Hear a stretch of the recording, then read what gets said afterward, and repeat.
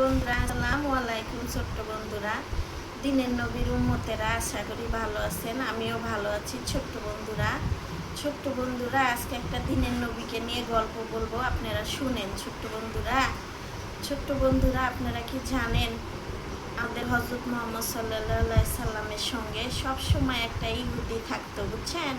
সে অনেক গরিব ছিল।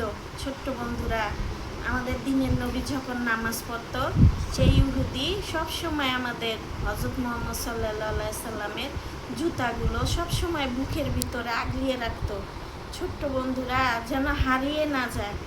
তো হঠাৎ করে এমন করে 3 সপ্তাহ পরে সেই ইহুদির অনেক জ্বর এসেছিল। ছোট্ট বন্ধুরা, তো হযরত মুহাম্মদ সাল্লাল্লাহু সাল্লাম তার অপেক্ষা করতেছিল যে কখন সে আসবে।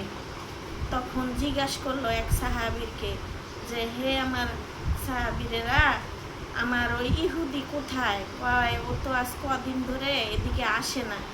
তখন আমাদের হযরত মুহাম্মদ সাল্লাল্লাহু সাল্লাম তার কাছে চলে গেল, যে এমনভাবে দেখলো কপালে হাত দিয়ে সে তার অনেক জ্বর।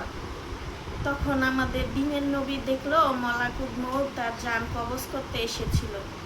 তখন আমাদের হযরত মুহাম্মদ সাল্লাল্লাহু সাল্লামের নূরের চেহারা, মানে আরও আল্লাহ তাআলা মনে করেন যে সে বলতেছিল যে, হে আমার নবী, মানে এক সাহাবীর বলতেছিল, হে আমার নবী, কেন আপনি এমন চমকে গেলেন? কয়, কিছুক্ষণ পরে তার মৃত্যু হবে।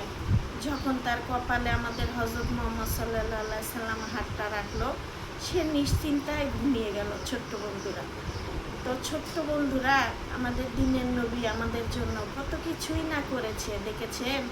তার হাতের ছোঁয়ায় সে বেহেশতে চলে গেছে।